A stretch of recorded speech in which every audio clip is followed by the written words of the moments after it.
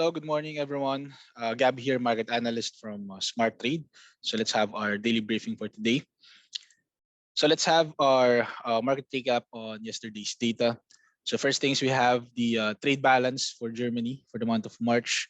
So the previous data was 11 billion euros and forecasted at 9.5 billion. And the release time yesterday was 2 p.m. So the actual data was 9.7 billion euros, so slightly higher comparing to the market forecast, but it's lower versus the previous one. So for the euro dollar move in the range of 17.4 pips, and 1 hour after the event, it ended with a bearish trend of 0.1 pips. So this data did not create any much volatility from the market, to be specific on the euro dollar, followed by the retail sales for Eurozone, monthly basis for the month of March. So the previous data was 0.4% and forecasted at 0.2%. The actual data was negative 0.4%, lower than the market forecast, and also did not beat the previous data. Also, we have the retail sales yearly basis for the month of March for Eurozone. So the previous data was 5.2%, and the market forecast at 0.6%.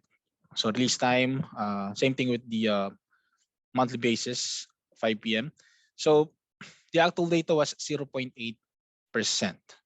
So did not beat the market forecast and also the previous one. So the retail sales for the Eurozone did not beat the market expectations. Both yearly and monthly basis are lower. So let's see what happened on the euro dollar after the release.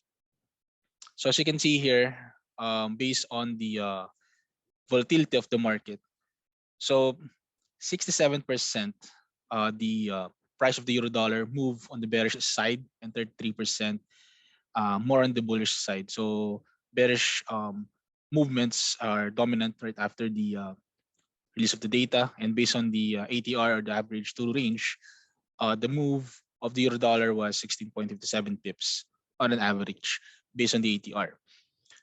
Followed by the ADP employment change for US for the month of April, so the private sector employment. So the previous data was 479K and market forecast at 430K. So it is forecasted to be lower. And the release time was 8:15 p.m. last night, and the actual data was lower. Okay, so it was 247K, so lower than the market forecast and also the previous data. So after this data, it created a volatility from the market, and some currencies benefited, some are not. So first things, we have the pound against dollar. So right after the event, the price of the pound against the dollar moved in a range of 30.8 pips, and 1 hour after the event, it ended with a bullish trend of 26.9 pips. So next is the euro dollar. So the price of the euro dollar moved in a range of 29.3 pips, and 1 hour after the event, it ended with a bullish trend of 23 pips.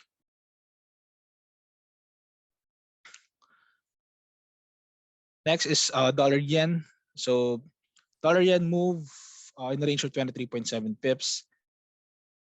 In 1 hour after the event, it ended with a bearish trend of 6.3 pips. So obviously the dollar yen did not benefit from this data, since the actual was lower comparing on the forecast and also the previous data. Next is we have the ISM services PMI, or the non-manufacturing PMI for the month of April for US as well. So the previous data was 58.3 and the market forecast at 58.5. And the actual data was 57.1, so did not beat the market forecast and also the previous data. But however, this data did not create any much volatility from the market. And also for today's economic data, so earlier today we have the most awaited Fed interest rate decision for US. So the previous data was 0.50%, and it's being forecasted at 1%. So the release time earlier was 2 a.m. in the morning. So this one, it's been on the news for a couple of months. So they've signaled that they will have their interest rate hike multiple times this month. So right after the release, so the actual data was 1%. So obviously, the actual data, okay, is higher comparing on the previous dates, previous one. So it means that they've had their interest rate hike for the month, and obviously the Fed interest rates was higher for about 50 basis points as expected. And this interest rate hike was actually their most rate hike since 2000 or the year 2000. And they've also signaled that they will maintain the phase on the next meetings. And also during the conference, the Fed Chairman Jerome Powell said that the inflation is still high and they know exactly the difficulty it creates. And they strongly believe, okay, based on the speech, right? So the committee generally believes that the next few meetings they will still continue to have the 50 basis points for the interest rate hike. Now, aside from the ADP last night, this data created a lot of volatility from the market. So a lot of currencies benefited, some were not. But to be specific on the pound against the dollar, as you can see here, the pound against the USD moved for about 134 pips in just a single data. And after 1 hour, it ended with a bullish trend of 86.6 pips. So that's how huge the volatility of this data. And also for the euro dollar, the price moved for about 113.1 pips. And 1 hour after the event, it ended with a bullish trend of 71.7 pips. However, the USD CAD did not benefit from this data since the price moved in the range of 113.7 pips, and 1 hour after the event, it ended with a bearish trend of 65 pips. And last one is we have the dollar yen. The price moved in the range of 173.5 pips, and 1 hour after the event, it ended with a bearish trend of 127.5 pips. And for the European session, so for today, we have to focus on the interest rate decision for Bank of England. So as you can see here, it will be released later at 7 p.m. So the previous data was 0.75%, and it's being forecasted at 1%.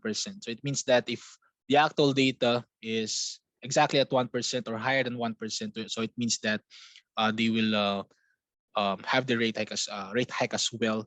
So it means that it will create volatility for some currencies that is paired by the pound later.